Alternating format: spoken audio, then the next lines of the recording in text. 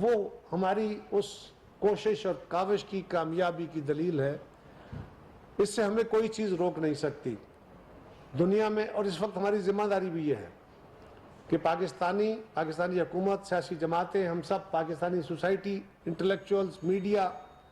ہم سب مل کے پاکستان کے لوگوں کو اور پاکستان کی خاص طور پہ اپنی نوجوان نسلوں کو، ان کو ہم نے اس مسئلے کے ساتھ منسلک رکھنا ہے، ان کو اس سے آگاہ رکھنا ہے. کیونکہ یہ بعض اوقات لڑائیاں طویل ہو جاتی ہیں. ہماری اپنی نسلوں کو بھی اس مسئلے کی حساسیت کا، ہماری قومی اور تاریخی ذمہ داری کا مکمل طور پہ اس کی آگہی ہونی چاہیے. اور اقوام عالم میں بھی اب اس وقت موقع بنا ہے کہ اس وقت یوکرائن کی جنگ نے دنیا میں کچھ چیزیں تبدیل کی ہیں. وہاں پہ اب ملکوں کے اوپر جابرانہ قبضہ، ہیومن رائٹس کی وائلیشنز، اس طرح کی قتل و غارت، اس کے اوپر دنیا اب خود سوال اٹھا رہی ہے. وہ ممالک جو ہمارے کہنے پہ تو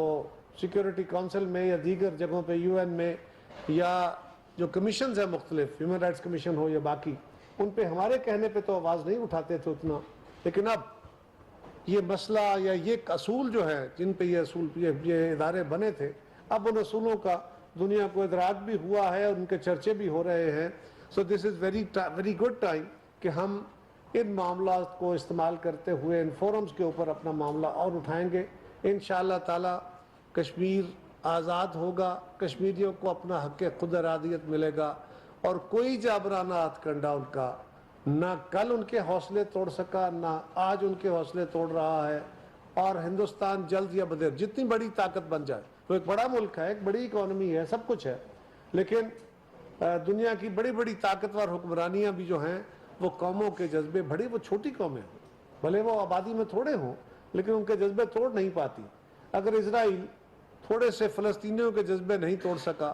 تو یہاں کشمیریوں کے جذبے بھی نہیں توڑ سکے گا. ہمیں اقوام عالم کو بھی اور خاص طور پہ اپنے مسلمان برادر ممالک کو بھی، ان کے ضمیروں کو بھی جوڑنا ہے کہ جناب آپ صرف لفظوں، وہ تو لفظوں سے بھی اب کہی گئے، لیکن لفظوں سے آگے بڑھ کے یہ موقع ہے کہ اگر آپ سارے دنیا کے دیگر موقع پر، ہم ان کی بھی سپورٹ کرتے ہیں، دنیا میں جہاں بھی جبر و استبداد ہوگا ہم اس کے ساتھ ہیں. اور آخر میں گزارش یہ بھی ہے، آپ ان کے لیے کوشش کرتے ہیں، اپنے ان بھائیوں کے لیے بھی کیجئے. اور کشمیر کا مسئلہ صرف کوئی ہندو مسلم مسئلہ نہیں ہے، کشمیر کے اندر بسنے والے باسیوں کا مسئلہ ہے، کشمیریوں کا مسئلہ ہے. اس کو ہمیں ہندوستان کی کوشش یہی ہے کہ وہ اس کو ہندو مسلم مسئلے کے طور پہ اور انتہا پسندی اور دہشت گردی کے ساتھ لنک رکھے.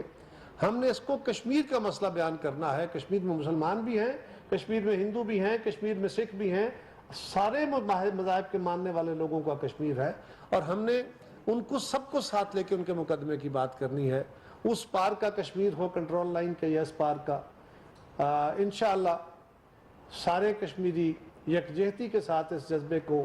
جاری رکھیں گے، اس لڑائی کو. آزاد کشمیر کی حکومت بھی، ان کی سیاسی جماعتیں بھی، اور ہمارے ہاں بھی اب اس کو اور بہتر طریقے سے ہمیں آرگنائز کر کے ان کی اس جنگ کو، اس جد و جہد کو جاری رکھنا ہے. اس میں فکر آگے بڑھانی ہے، اس فکر کو. اور میں آخر میں، اس سے پہلے کہ میرے باقی ساتھی، میں شکریہ ادا کرتا ہوں، مجھے سٹارٹ میں کرنا چاہیے تھا کہ میرے ساتھ اس وقت کشمیر کی قیادت جو ہے وہ یہاں بیٹھی ہوئی ہے. وہ خود آپ سے بات کریں گے اور آپ کو انلائٹن کریں گے کہ وہاں اس وقت صورتحال ہے کیا. لیکن میں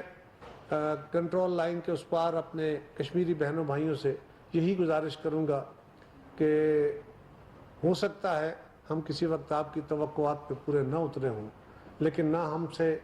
آپ کے جذبے ٹوٹے ہیں، نہ ہم سے آپ کے رشتے ٹوٹے ہیں، نہ ہمارے دلوں میں یہ جذبہ اپنے اس قومی ذمہ داری کا یہ احساس ہے، یہ تھما ہے یا کمزور پڑا ہے. اور ہمارا یقین کہ کشمیر کی آزادی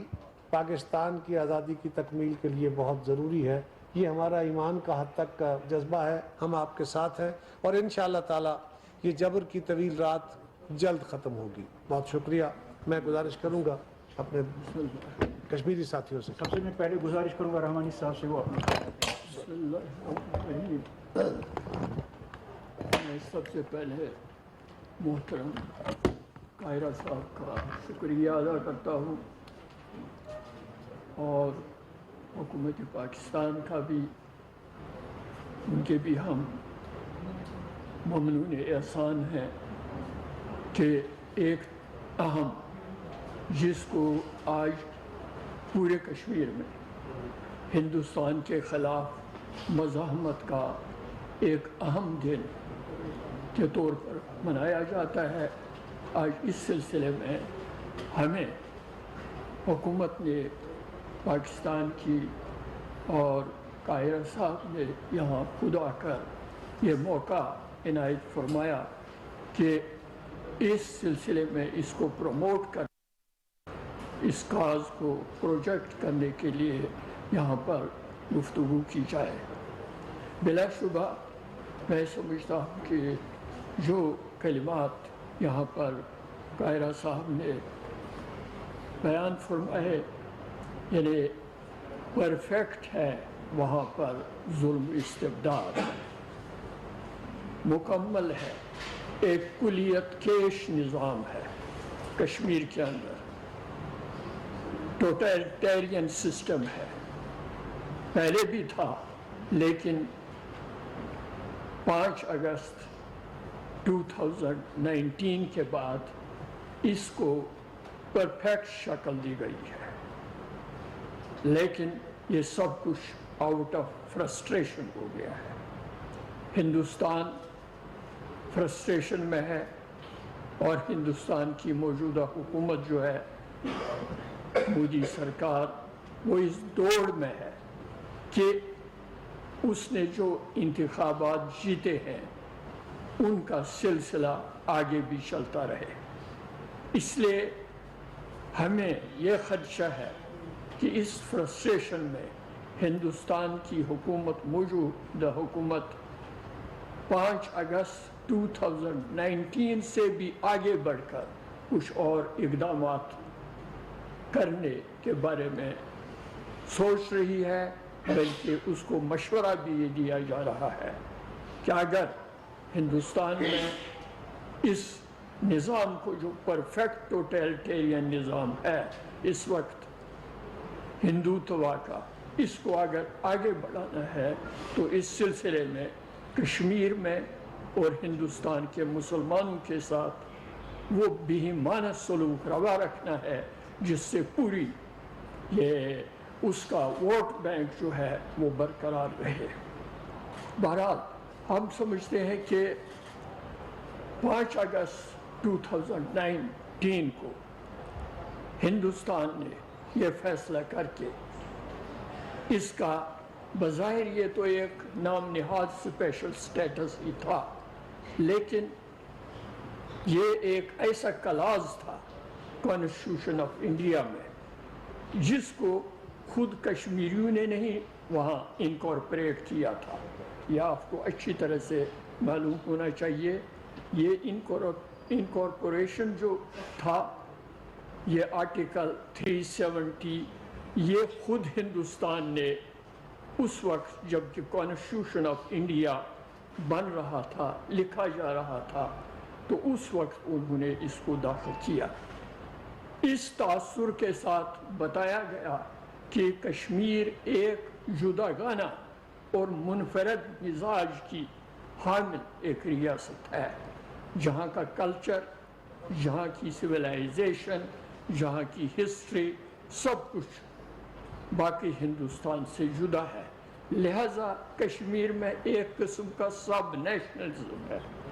اگر ہم اس کو اونچے الفاظ میں بیان کرتا ہوں، اگر وہاں اگر نیشنلزم کو وہ نہیں مانتے ہیں ہندوستانی، لیکن وہ ایک سب نیشنلزم کو مانتے ہیں۔ پنڈت نہرو نے کہا تھا یہ بات کہ میری پارلیمنٹ کے جو ممبران ہیں وہ کشمیر کو ٹریٹ نہ کریں بمبئی کی طرح، لکھنؤ کی طرح یا دہلی کی طرح، بلکہ وہ اسے ایک جداگانہ طریقے پر ٹریٹ کریں، تب جا کر ہم اس سے معاملات ٹھیک کر سکتے ہیں۔ اس کے بعد ایک دوسرا مسئلہ تھا، وہ یہ تھا جس کی وجہ سے یہ ہوا تھا، اقوام متحدہ نے خود اسی کی درخواست پر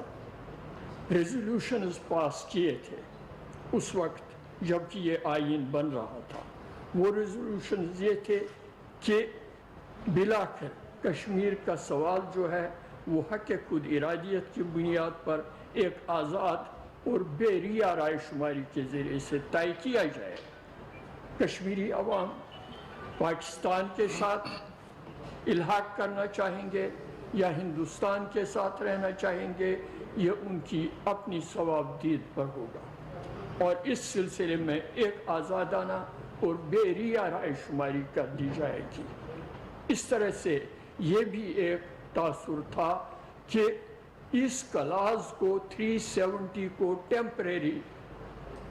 کلاز قرار دیا گیا کہ یہ عارضی ہے، اور عارضی اس کو آئین ساز اسمبلی نے قرار دیا.